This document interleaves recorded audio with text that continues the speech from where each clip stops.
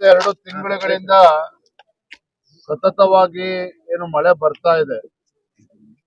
ಬಹುಶಃ ರೈತರೆಲ್ಲ ಹೇಳೋ ಪ್ರಕಾರ ಕಳೆದ 30-40 ವರ್ಷದಲ್ಲಿ ಈ ರೀತಿ ಮಳೆ ನೋಡಿರಲಿಲ್ಲ. 60-70% ಅಷ್ಟು ಹೆಚ್ಚು ಮಳೆ ಆಗಿರುವಂತದ್ದು. ವಿಶೇಷವಾಗಿ ಕಲ್ಯಾಣ ಕರ್ನಾಟಕ, ಬೀದರ್ ಇರ್ಬೋದು, ಗುಲ್ಬರ್ಗ, ಯಾದಗಿರಿ ಜಿಲ್ಲೆ, ಇದ್ರ ಪರಿಣಾಮ ರೈತ ಬೆಳೆದಿರ್ತಕ್ಕಂಥ ಬೆಳೆ ತೊಗರಿ ಇರ್ಬೋದು, ಉದ್ದು ಇರ್ಬೋದು, ಹೆಸರು ಇರ್ಬೋದು, ಸಂಪೂರ್ಣವಾಗಿ ನಾಶ ಆಗಿರುವಂತದ್ದು. 70-80% ಅಷ್ಟು ಹಾಳಾಗಿದೆ ಸಂಪೂರ್ಣವಾಗಿ. ಹತ್ತಿನೂ ಕೂಡ ಹಾಳಾಗಿದೆ. ಕೆಲವು ಕಡೆ ಈ ಭಾಗದಲ್ಲಿ, ಅಫ್ಜಲ್ಪುರ ಭಾಗದಲ್ಲಿ ಕಬ್ಬುನು ಕೂಡ ಸ್ವಲ್ಪ ತೊಂದರೆ ಆಗಿದೆ ಅಂತ ಹೇಳಿ ನಮ್ಮ ರೈತರು ಮಾತನಾಡ್ತಾ ಇದ್ರು. ಒಂದು ಕಡೆ ಅತಿವೃಷ್ಟಿಯ ಪರಿಣಾಮ, ಮತ್ತೊಂದು ಕಡೆ ಮಹಾರಾಷ್ಟ್ರದ ಎಲ್ಲ ಜಲಾಶಯಗಳಿಂದ ಏನೋ ನೀರನ್ನ ಬಿಟ್ಟಿದ್ದಾರೆ. ಹೊರ ಹರಿವು ಹೆಚ್ಚಾಗಿರುವುದರಿಂದ ಒಂದು ರೀತಿ ರೈತರಿಗೆ ಗಾಯದ ಮೇಲೆ ಬರೆ ಎಳೆದಂತಾಗಿದೆ. ದುರಂತ ಏನಪ್ಪಾ ಅಂತ ಹೇಳಿದ್ರೆ, ಏನು ರಾಜ್ಯ ಸರ್ಕಾರ ತತ್ಕ್ಷಣ ರೈತರ ಕಷ್ಟಕ್ಕೆ ಸ್ಪಂದನೆ ಮಾಡಬೇಕಾಗಿತ್ತು, ಧಾವಿಸ್ಬೇಕಾಗಿತ್ತು. ಆ ಆತಂಕ, ದುಗುಡ ಇದೇನು ಕೂಡ ರಾಜ್ಯ ಸರ್ಕಾರದಲ್ಲಿ ಕಾಣ್ತಾ ಇಲ್ಲ. ಪಾಪ ರೈತರು ಕಂಗಾಲಾಗಿ ಇವತ್ತು ಬೀದಿಗಿಳಿಯುವಂತ ಪರಿಸ್ಥಿತಿ ನಿರ್ಮಾಣ ಆದ್ರೂ ಸಹ ಉಸ್ತುವಾರಿ ಸಚಿವರು ಅನ್ಸ್ಕೊಂಡಿರ್ತಕ್ಕಂಥವ್ರು, ಬೀದರ್ ಜಿಲ್ಲೆ ಇರ್ಬೋದು, ಗುಲ್ಬರ್ಗ ಇರ್ಬೋದು, ಯಾದಗಿರಿ ಜಿಲ್ಲೆ ಇರ್ಬೋದು, ರಾಯಚೂರು ಇರ್ಬೋದು, ಕೊಪ್ಪಳ ಜಿಲ್ಲೆ, ವೈಮಾನಿಕ ಸಮೀಕ್ಷೆ ಬಗ್ಗೆ ಮಾತನಾಡ್ತಾ ಇದ್ದಾರೆ ವಿನಃ ಬಂದು ರೈತರ ಹೊಲಕ್ಕೆ ಭೇಟಿಯನ್ನ ನೀಡಬೇಕು, ರೈತರ ಸಂಕಷ್ಟವನ್ನು ನೇರವಾಗಿ ಆಲಿಸಬೇಕು ಅಂತಕ್ಕಂಥ ಮನಸ್ಥಿತಿಯಲ್ಲೂ ಕೂಡ ರಾಜ್ಯ ಸರ್ಕಾರ ಇಲ್ಲದೆ ಇರುವಂತದ್ದು. ಇದು ನಿಜವಾಗ್ಲೂ ಕೂಡ ದುರಂತ, ನಾಡಿನ ದುರಂತ. ನಾನು ಮುಖ್ಯಮಂತ್ರಿಗಳಲ್ಲಿ ಆಗ್ರಹ ಮಾಡ್ತೇನೆ, ರೈತರ ವಿಚಾರದಲ್ಲಿ ಹುಡುಗಾಟಿಕೆ ಆಡಬಾರ್ದು ರಾಜ್ಯ ಸರ್ಕಾರ. ರೈತರ ವಿಚಾರದಲ್ಲಿ ಹುಡುಗಾಟಿಕೆ ಆಡದೇನೆ ತತ್ಕ್ಷಣ ಸ್ಪಂದನೆ ಮಾಡಬೇಕು, ಪರಿಹಾರವನ್ನ ಘೋಷಣೆ ಮಾಡಬೇಕು. ನಾನು ಔರಾದ್ ತಾಲೂಕಿನಲ್ಲಿ ಪ್ರವಾಸ ಮಾಡ್ಕೊಂಡು ಬಂದಾಗ ಹುಮ್ನಾಬಾದ್ ಕೂಡ ಹೋಗಿದ್ದೆ. ಅಲ್ಲೂ ಕೂಡ ರೈತರು ಇವತ್ತು ನಮಗೆ ಬೆಳೆ ಸಾಲವನ್ನ ಮನ್ನಾ ಮಾಡಬೇಕು ಅನ್ನೋ ಆಗ್ರಹವನ್ನು ಕೂಡ ರೈತರು ಮಾಡಿರುವಂತದ್ದು. ನಾನು ಮೊನ್ನೆ ಮುಖ್ಯಮಂತ್ರಿ ಹೇಳೋದಕ್ಕೆ ಇಚ್ಛೆ ಪಡ್ತೇನೆ, ಬಹುಶಃ ಅವ್ರು ಮರ್ತಿರ್ಬೋದು. ಇದೇನು ರಾಜ್ಯದಲ್ಲಿ ಮೊದಲ ಬಾರಿ ಏನಲ್ಲ. ಹಿಂದೆ ಬಿಜೆಪಿ ಸರ್ಕಾರ ಇದ್ದಾಗ ಸನ್ಮಾನ್ಯ ಯಡಿಯೂರಪ್ಪನವರು ಏಕಾಂಗಿ ಆಗಿದ್ರು, ಇನ್ನು ಕ್ಯಾಬಿನೆಟ್ ಎಕ್ಸ್ಪಾನ್ಷನ್ ಕೂಡ ಆಗಿರ್ಲಿಲ್ಲ. ಆದ್ರೆ ಅವರು ವೈಮಾನಿಕ ಸಮೀಕ್ಷೆ ಜೊತೆಗೆ ಗುಲ್ಬರ್ಗ, ರಾಯಚೂರು, ಕೊಪ್ಪಳ, ಬಳ್ಳಾರಿ, ಬೆಳಗಾವಿ ಜಿಲ್ಲೆ ಸ್ವತಃ ಅವರೇ ಹೋಗಿ, ಕಾರಜೋಳ ಸಾಹೇಬರು ಇದ್ರು ಆ ಟೈಮಲ್ಲಿ, ಸಚಿವರು ಇರಲಿಲ್ಲ ಇನ್ನೂ ಕೂಡ, ರೈತ ನಾಯಕ ಎಲ್ಲ ಮಾಜಿ ಸಚಿವರನ್ನ ಕರ್ಕೊಂಡು ಸ್ವತಃ ಯಡಿಯೂರಪ್ಪನವರು ಅಖಾಡಕ್ಕೆ ಇಳಿದಿದ್ರು. ಅಖಾಡಕ್ಕೆ ಇಳಿಯೋದು ಅಷ್ಟೇ ಅಲ್ಲ, NDRF ನಾರ್ಮ್ಸ್ ಪ್ರಕಾರ ಏನ್ ಪರಿಹಾರ ಬರಬೇಕಾಗಿತ್ತು ಅದು ಒಂದ್ ಕಡೆ ಅದು ಕಾಯ್ದೇನೆ ತತ್ಕ್ಷಣ ಆನ್ ದ ಸ್ಪಾಟ್ ಯಾವ ಬಡವರು ಮನೆಯನ್ನ ಕಳ್ಕೊಂಡಿದ್ರು ಅಲ್ಲೇ ಮನೆಗಳಿಗೆ ಪರಿಹಾರವನ್ನ ಕೊಡ್ತಕ್ಕಂಥ ಆದೇಶವನ್ನ ಮಾಡಿದ್ರು. 5 ಲಕ್ಷ ರೂಪಾಯಿ. ಮತ್ತೆ ಏನು ರೈತರು ಬೆಳೆ ಸಂಪೂರ್ಣ ನಾಶ ಆಗಿತ್ತು, NDRF ನಾರ್ಮ್ಸ್ ಏನಿತ್ತು ಅದ್ರ ತಕ್ಕಂತೆ ರಾಜ್ಯ ಸರ್ಕಾರ ಕೂಡ, ಅಂದಿನ ಬಿಜೆಪಿ ಸರ್ಕಾರ, ಯಡಿಯೂರಪ್ಪನವರು ಅಷ್ಟೇ ಪರಿಹಾರವನ್ನ ಘೋಷಣೆ ಮಾಡಿದ್ರು.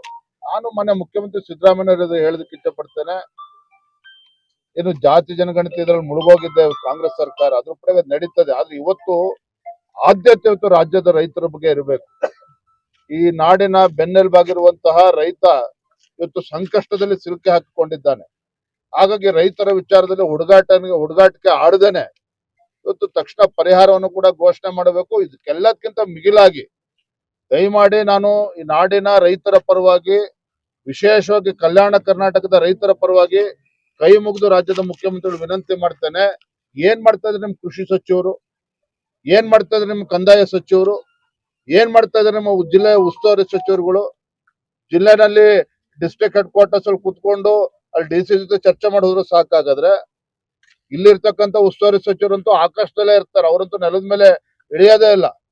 ಕನಿಷ್ಠ ಇಂಥ ಸಂದರ್ಭದಲ್ಲಾದ್ರೂ ಕೂಡ ಇಡೀ ರಾಜ್ಯಕ್ಕೆ ಪಾಠ ಹೇಳ್ಕೊಡ್ತಾರೆ ಪ್ರಿಯಾಂಕಾ ಖರ್ಗೆ ಅವರು. ಇಂಥ ಸಂದರ್ಭದಲ್ಲಾದ್ರೂ ಕೂಡ ಸ್ವಲ್ಪ ಭೂಮಿಗೆ ಇಳಿದು ರೈತರ ಹೊಲಕ್ಕೆ ಭೇಟಿ ಕೊಟ್ಟು, ರೈತರಿಗೆ ಭೇಟಿಯನ್ನು ಕೊಟ್ಟು ಆ ಸಂಕಷ್ಟಕ್ಕೆ ಸ್ಪಂದನೆ ಮಾಡಬೇಕು. ರಾಜ್ಯ ಸರ್ಕಾರ ಜವಾಬ್ದಾರಿಯನ್ನು ಹೊರಬೇಕು.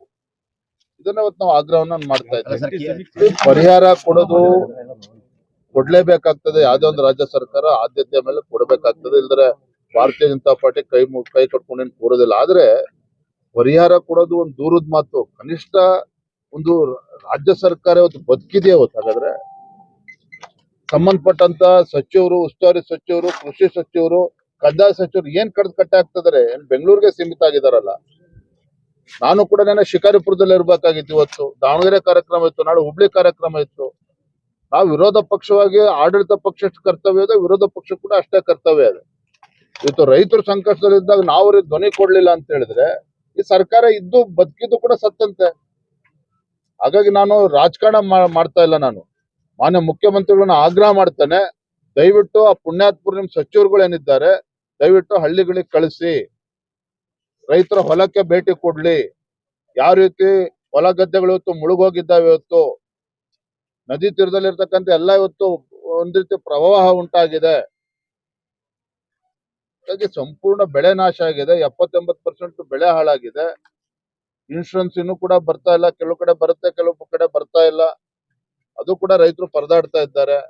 ಮತ್ತೆ ಮುಂದಿನ ಬೆಳೆನೂ ಕೂಡ ಈಗ ಹಾಕೋದಕ್ಕಾಗೋದಿಲ್ಲ ಪಾಪ ರೈತರು. ಈ ರೀತಿ ಒಂದ್ ರೀತಿ ಗಾಯದ ಮೇಲೆ ಬರೆ ಎಳೆದಿದೆ. ಹಾಗಾಗಿ ನಾವು ರಾಜ್ಯ ಸರ್ಕಾರ ಈ ಕುಂಭಕರ್ಣ ನಿದ್ರೆಯಲ್ಲಿ ಏನಿದೆ ಅದು ದಯವಿಟ್ಟು ಎದ್ದು ಬಂದು ಇವತ್ತು ರೈತರಿಗೆ ಸ್ಪಂದನೆ ಮಾಡಬೇಕು ಅಂತ ಹೇಳಿ ಸಂದರ್ಭದಲ್ಲಿ ಆಗ್ರಹ ಮಾಡ್ತೀನಿ. ನಾನು ರಾಜ್ಯ ಸರ್ಕಾರದ ಇದನ್ನೇ ನಿರೀಕ್ಷೆ ಮಾಡಿದ್ದು. ಇದು ಮುಟ್ಟಾಳ್ರ ಸರ್ಕಾರ, ಇದು ಕಾಂಗ್ರೆಸ್ ಸರ್ಕಾರ ಏನಿದೆ ಮುಟ್ಟಾಳ್ರ ಸರ್ಕಾರ. ನಾನು ಯಾಕೆ ಹಿಂದಿನ ಬಿಜೆಪಿ ಸರ್ಕಾರದ ಸಂದರ್ಭನ ಉಲ್ಲೇಖ ಮಾಡಿದೆ, ಯಾಕೆ ಯಡಿಯೂರಪ್ಪನವ್ರು ಮುಖ್ಯಮಂತ್ರಿಗಳಿದ್ದಾಗ ಏಕಾಂಗಿಯಾಗಿ ಎಲ್ಲಾ ಜಿಲ್ಲೆಗಳು ಪ್ರವಾಸ ಮಾಡಿದ್ರು ಅಂತ ಹೇಳಿದೆ, ಯಾಕೆ ಯಡಿಯೂರಪ್ಪನವರು NDRF ನಾರ್ಮ್ಸ್ ಆ ಪರಿಹಾರ ಕಾಯ್ದೆನೆ ರಾಜ್ಯ ಸರ್ಕಾರ ಪರಿಹಾರ ಘೋಷಣೆ ಮಾಡುತ್ತೆ, ಯಡಿಯೂರಪ್ಪನವ್ರು ಮಾಡೋದನ್ನ ಯಾಕೆ ನೆನಪು ಮಾಡ್ಕೊಳ್ತಾ ಇದ್ದೇನೆ. ಅದರಿಂದಾರು ಕೂಡ ಎಚ್ಚೆತ್ಕೊಂಡು ಸಿದ್ದರಾಮಯ್ಯನವರು ತತ್ಕ್ಷಣ ಸ್ಪಂದನೆ ಮಾಡ್ಲಿ ಅನ್ನೋದು ಹೇಳ್ತಾ ಇದ್ದೇನೆ. NDRF ಇಂದ ಏನ್ ಬರಬೇಕು ಕೇಂದ್ರ ಸರ್ಕಾರ ಆದ್ಯತೆ ಮೇಲೆ ಕೊಡ್ಲೇಬೇಕಾಗ್ತದೆ, ಕೊಟ್ಟೆ ಕೊಡ್ತಾರೆ. ಆದ್ರೆ ರಾಜ್ಯ ಸರ್ಕಾರ ಏನ್ ಮಾಡ್ತಾ ಇದೆ? ಹಾಗಾದ್ರೆ ಜವಾಬ್ದಾರಿ ಇಲ್ವಾ ಹಾಗಾದ್ರೆ? ಹಾಗಾಗಿ ರಾಜ್ಯ ಸರ್ಕಾರ ತತ್ಕ್ಷಣ ಸ್ಪಂದನೆ ಮಾಡಬೇಕು. ಪತ್ರಿಕೆಯಲ್ಲೂ ಕೂಡ ಓದ್ತಾ ಇದ್ದೆ, ಗೌರವಾನ್ವಿತ ಗುಲ್ಬರ್ಗಾದ ಉಸ್ತುವಾರಿ ಸಚಿವರು ಪ್ರಿಯಾಂಕಾ ಖರ್ಗೆ ಅವರು ಅವರ ಸ್ವಕ್ಷೇತ್ರ ಚಿತ್ತಾಪುರದಲ್ಲೇ ರೈತರು ಆಗ್ರಹ ಮಾಡ್ತಾ ಇದ್ದಾರೆ, ನಮಗೆ ಶಾಶ್ವತವಾಗಿ ಪರಿಹಾರ ನೀಡಿ ಅಂತ ಹೇಳಿ ಪಾಪ ಅಲ್ಲಿ ರೈತರು ಹೇಳ್ತಾ ಇದ್ದಾರೆ. ಹಾಗಾಗಿ ಈಗಲಾದ್ರೂ ಕೂಡ ಅರ್ಥ ಮಾಡಿಕೊಂಡು ತತ್ಕ್ಷಣ ಆ ದಿಕ್ಕಿನಲ್ಲಿ ರಾಜ್ಯ ಸರ್ಕಾರ ಒಂದು ಸಕಾರಾತ್ಮಕವಾಗಿ ಸ್ಪಂದನೆ ಮಾಡಬೇಕಾಗ್ತದೆ.